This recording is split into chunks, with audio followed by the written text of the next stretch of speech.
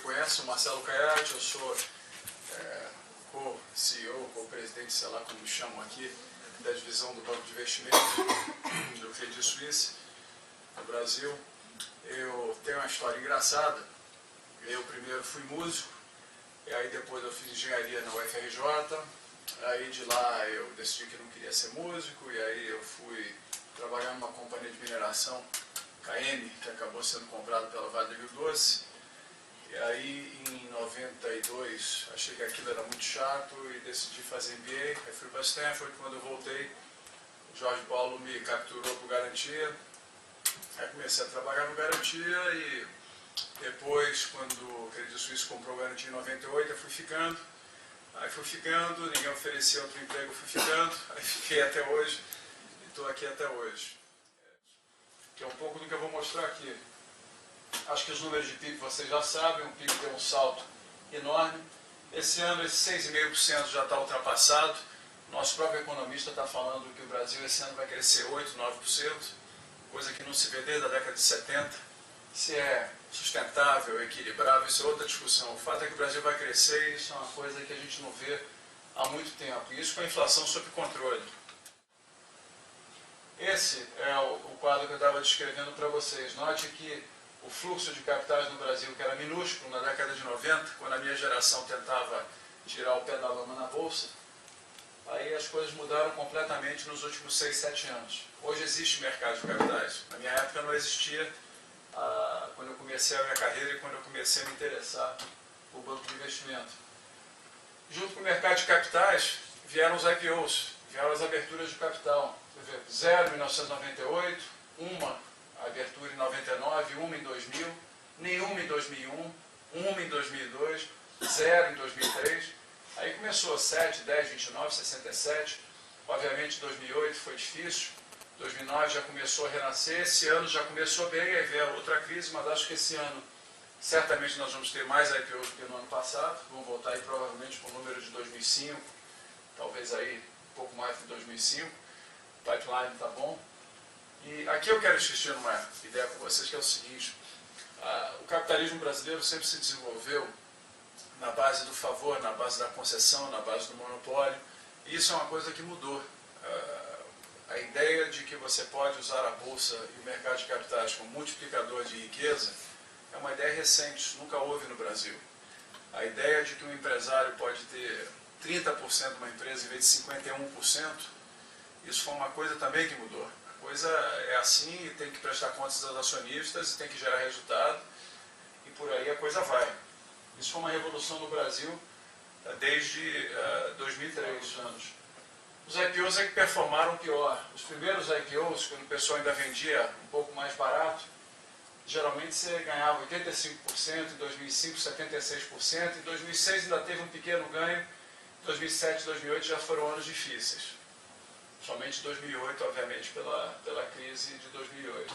Então, essa é a grande revolução no Brasil, a revolução do capitalismo brasileiro via mercado de capitais. Eu acredito nisso, acredito que isso vai continuar, acredito que muitos de vocês vão ter chances aí de abrir empresas, trabalhar em empresas pequenas que vão crescer, eventualmente vão abrir capital ou vão ser compradas, que eram coisas também difíceis de acontecer no Brasil de antigamente. Então, eu acho que o mercado está aberto e não há crise. Agora nós temos uma crise na Europa, mas não há crise que vai mudar. Eu acho que esse quadro nos próximos 3, 4 anos pode ser um pouco pior, um pouco melhor, mas as cartas estão dadas. O Brasil vai, e aí cabe a nós aproveitar aí. Como eu disse, eu tenho uma enorme inveja de vocês de estarem aí começando uma caminhada e um cenário muito, muito melhor do que a gente pegou.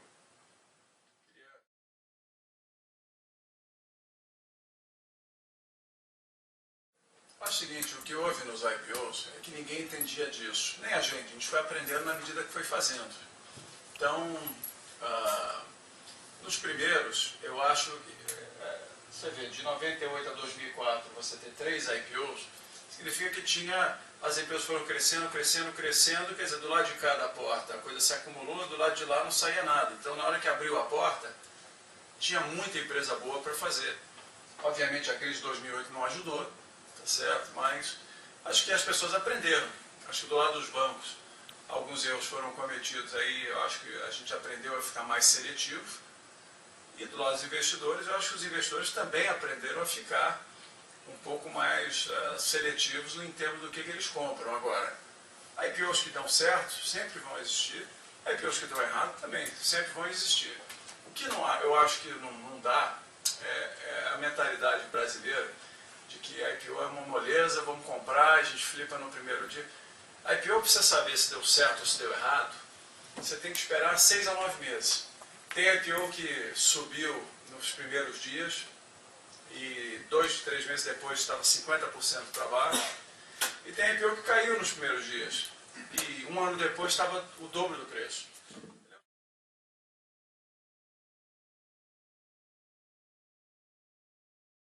Geralmente a bolsa tem uma correlação grande com o crescimento do país. Então, você acha que o Brasil vai começar a crescer 6, 7, 8% ao ano? Eu acho difícil que a bolsa não ande. Eu acho que a bolsa vai andar. Se vai andar 30, 50 ou 20, eu não sei. Mas acho que tem uma tendência grande da bolsa andar mais do que o CDI. Mesmo o CDI no Brasil sendo alto. Agora, o cenário do mundo é um cenário volátil. Eu acho que tem uma visão pessoal, eu acho que a Europa vai demorar muito para se recuperar. Quem viveu os anos 80 no Brasil sabe o que eles estão vivendo. A Europa está vivendo o que o Brasil viveu nos anos 80, uma dívida impagável, um déficit público fora de controle. É só se fazer contas simples. A Grécia tem uma dívida de 300 bilhões de dólares, a 5% ao ano é 15 bilhões de dólares. Eles não aguentam pagar o juro da dívida. A Grécia não tem 15 bilhões de dólares para pagar o juro da dívida. Então a dívida é impagável. Eles vão cortar custos, reduzir salário, tirar a aposentadoria, fazer o diabo, e ainda assim daqui a 5 anos vão estar pedalando no mesmo lugar ou vão estar com uma dívida maior do que tem hoje. E vários países da Europa estão na mesma situação.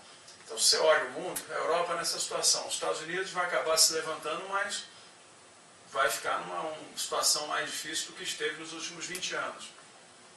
A Ásia produzindo superávit de capitais, para onde vem esse dinheiro? Eu acho que aqui não só a gente vai crescer com as nossas próprias forças, como a gente vai absorver muito investimento. Então, num cenário desse, achar que a bolsa não vai andar, acho difícil. Acho difícil.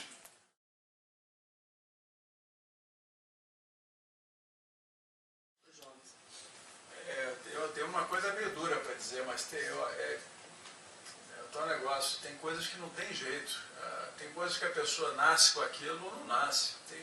Como o Beto gosta de dizer, ou tem o brilho no olho ou não tem. Infelizmente, é assim que é. Tá cheio de gente que a gente entrevista aqui que eu posso botar qualquer prova na frente do cara que ele vai tirar 10 com louvor. Mas não é disso que eu estou atrás. Eu acho que eu já conheci muita gente na vida, isso tanto na música, como em bancos, como em empresas, e muito inteligentes, ultra capazes, gente que de repente vai ter enorme sucesso na vida, mas dentro do contexto assim, por exemplo, que Jorge Paulo, Beto, Marcel gostam de recrutar, dentro do espírito que a gente gosta de pensar e recrutar, eu acho que o que vale mesmo é o brilho no olho, é aquela garra, aquela perseverança da pessoa em perseguir objetivos. A recomendação que eu tenho a vocês é o seguinte: persigam o sonho, vão atrás do que vocês querem, mas não entra numa de que, puta, vai dar para navegar ou vai dar para ir de carona. Tem gente até que dá sorte na vida, não sei. Acho que tem gente aí que deve conseguir levar a vida assim e até ter sucesso. Mas infelizmente, nunca tive essa moleza. Sempre tive que dar muito duro e, infelizmente, sempre tive concorrência forte. Do meu lado, atrás, na frente. Então, não adianta. E só vai piorar, né? Só vai piorar.